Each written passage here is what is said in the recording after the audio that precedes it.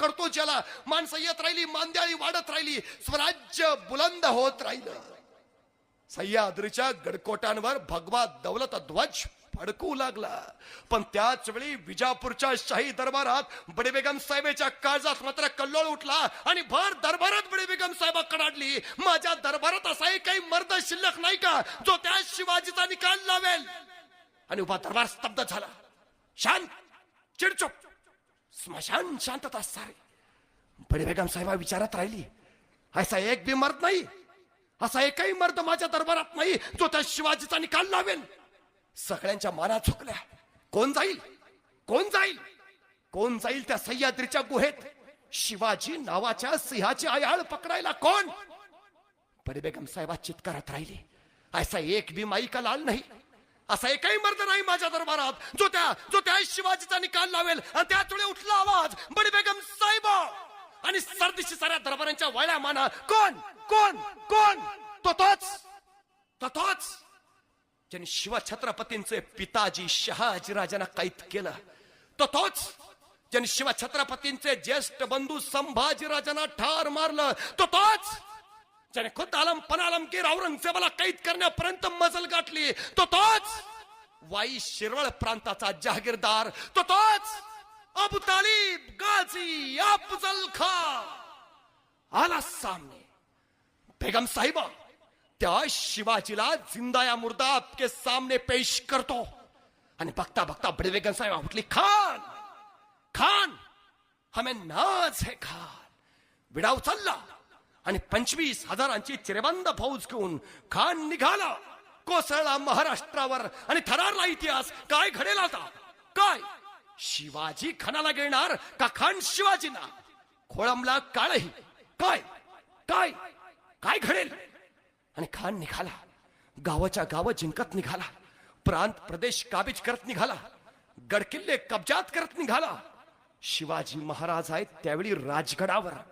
खान सगळं जिंकत निघालाय, पण राजे सामने येईनात, राजे लढायला तयार होईनात. खानाला काही कळेना. मी गड घेतला, किल्ला घेतला, प्रांत घेतला, प्रदेश घेतला, जमीन घेतली, गावं घेतली, हा राजा सामने काही येत नाही, लढाईला का तयार होत नाही. पण राजांना माहिती आहे, खानाशी उघड्या मैदानात भिडणं म्हणजे मृत्यूला मगरमिठी मारणं. राजे तयार नाहीत. खान मात्र वैतागलाय, संतापलाय, सारं कब्जात घेतलं, राजा सामने येत नाही. वैतागला, चिडला, शेपटी आपल्यात कडाडला. शोधा शोधा शोधा शिवाजींचा जीव कशात आहे, कशात आहे शिवाजींचा जीव? शोधा शोधा. माणसं कामाला लागली. कशात कशात कशात? शिवाजींचा जीव आहे तरी कशात? कशात आहे शिवाजींचा जीव? खान सापडला सापडला. शिवाजींचा जीव सापडला. शिवाजींचा जीव गडात नाही, किल्ल्यात नाही, प्रांत प्रदेशात नाही. शिवाजींचा जीव आहे तो इथल्या रयतेत आहे. जगाच्या पाठीवरचा हा पहिला राजा आहे ज्याचा जीव खुर्चीत नाही, पदात नाही. या राजाचा जीव आहे तो रयतेत आहे. खानाला कळालं आणि खानानं मग त्याच जीवाला छळायला सुरुवात केली. त्याच जीवाची तगमग आरंभली. गावाच्या गाव जाळली, कोलेआम कत्तली आरंभल्या, आक्रोश टिंकाणी आरवल्या, जखमांचे ढीग, मुर्द्यांचे कच आणि प्रेतांची हराळ नुसती. कल्लोळ उठला व्याकुळतेचा. राजा गहिवरला आणि कडाडला. राज्य कुणासाठी? रयतेसाठीच ना. मग रयतच वाचत नसेल तर राज्य वाचून काय उपयोग? आणि राजांनी राजगड सोडला. राजे आले प्रतापगडावर. आता प्रतापगड का निवडावं बरं? शेजारी थंड हवेचं महाबळेश्वर आहे म्हणून? बरं असतं अलीकडं दिल्लीत काय झालं, मुंबईत काय वाजलं, चलो महाबळेश्वर, चिंतन मंथन बैठक परिषद शिबिर. तस काय झालं का? आता खान आलाय, जरा टेन्शन आहे, थंड हवेच्या ठिकाणी 4 दिवस गेलं पाहिजे म्हणून आलं काय? म्हणून निवडलं काय प्रतापगड? खान निघालाय, सगळं स्वराज्य उद्ध्वस्त करीत निघालाय.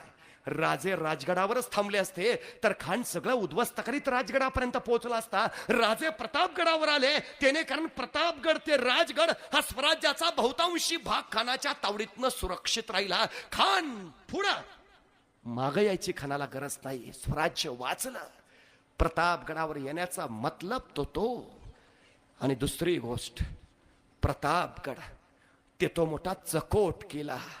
इतका बिकट निबिड घनदाट वाटांचा, गर्द वनराईचा, झाडा झुडपांचा आणि भयान दऱ्याखोऱ्याकडे कपरांचा, इतका की वारं आत शिरणार नाही आणि एकदा आत शिरलं तर पुन्हा बाहेर पडणार नाही. सूर्य तर कधी जमिनीला दिसलाच नाही. प्रकाशाची बातच सोडा, रात्रीचा तर सवालच नाही.